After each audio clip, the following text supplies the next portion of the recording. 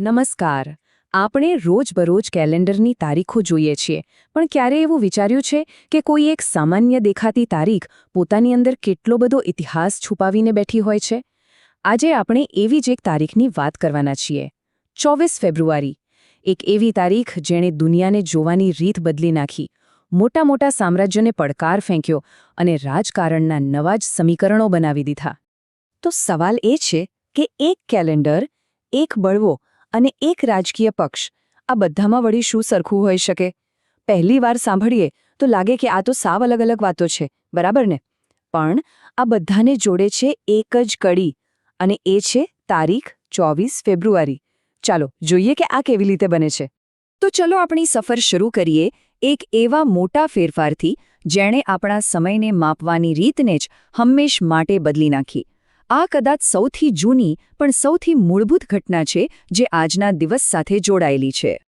જો આજે આપણે બધા જે કેલેન્ડર વાપરીએ છીએ એ છે ગ્રેગોરિયન કેલેન્ડર, પણ એની પહેલાં જુલિયન કેલેન્ડર વપરાતું હતું અને એમાં ગણતરીની એક નાની એવી ભૂલ હતી.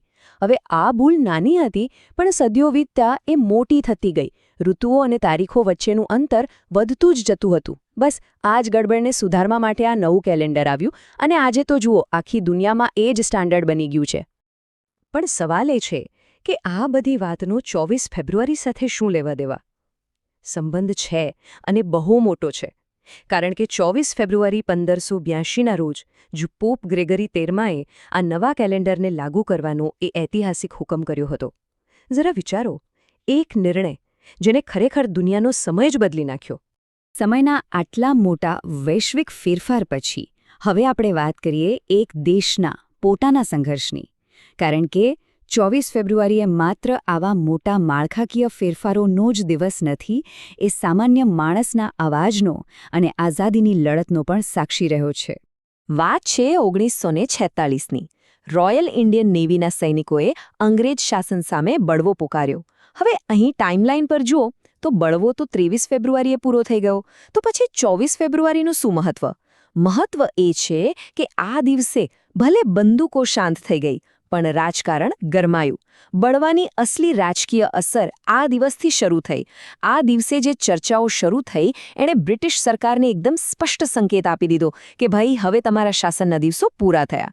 પણ જુઓ, લોકોનો અવાજ ફક્ત બળવાથી જ નથી સંભળાતો.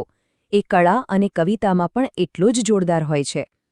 અને એનો એકદમ ઉત્તમ ઉદાહરણ છે 18મી સદીના ઉર્દૂ શાયર નાઝિર અકબરાબાદી. એમને જનતાના કવિ નહોતા કહેતા. એમણે પોતાની શાયરીમાં સામાન્ય માણસના જીવન, એના સુખ દુઃખને એવી રીતે રજૂ કર્યા કે લોકો એમાં પોતાને જોઈ શકતા હતા.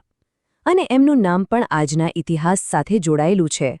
ચાલો હવે એક લાંબી છલાંગ લગાવીએ સીધા 20મી સદીમાં અને જોઈએ કે કેવી રીતે 24 ફેબ્રુઆરીએ અલગ અલગ રાજકીય તાકાતોનો ઉદય, એમનો વિકાસ અને અંત પણ જોયો. આ તારીખે સત્તાના ખેલને બહુ નજીકથી જોયો છે. તારીખ હતી 24 ફેબ્રુઆરી 1920. આ દિવસે જર્મનીમાં નાઝી પાર્ટીનો પાયો નંખાયો. એક એવી વિચારધારા જેણે આખી દુનિયામાં તબાહી મચાવી દીધી. પણ અહીં ઇતિહાસની એક અજીબ વાત જુઓ. કેટલાક સોર્સ એવું કહે છે કે આ એ જ વર્ષ હતું જેમાં જનતાના કવિ નાઝિર અકબરાબાદીનો જન્મ થયો હતો. કેટલી મોટી વિડંબણા છે નહીં? એક તરફ માનવતાની વાત કરતો અવાજ અને બીજી તરફ માનવતાનો દુશ્મન બનનારી વિચારધારા, બંને એક જ વર્ષ સાથે જોડાયેલા છે.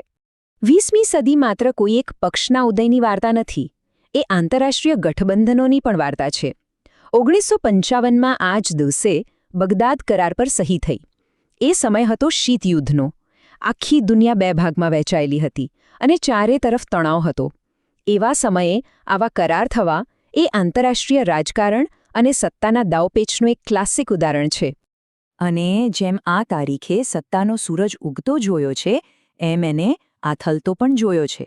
વર્ષ 2008 આ જ દિવસે ફિડેલ કાસ્ટ્રોએ ક્યુબાના રાષ્ટ્રપતિ પદેથી રાજીનામું આપ્યું. લગભગ 50 વર્ષનું શાસન. એમનું શાસન પૂરું થયું એ માત્ર એક નેતાનું પદ છોડવું નહોતું, એ એક આખા યુગનો અંત હતો. તો આ બધી અલગ અલગ ઘટનાઓ, એક કેલેન્ડર, એક બળવો, રાજકીય પક્ષો, આંતરરાષ્ટ્રીય કરારો, આ બધું આપણને 24 ફેબ્રુઆરી વિશે શું કહે છે? ચાલો આ બધા અલગ અલગ દોરાઓને જોડીને એક આખું ચિત્ર તૈયાર કરીએ. તો આ બધામાંથી આપણે શું સમજ્યા?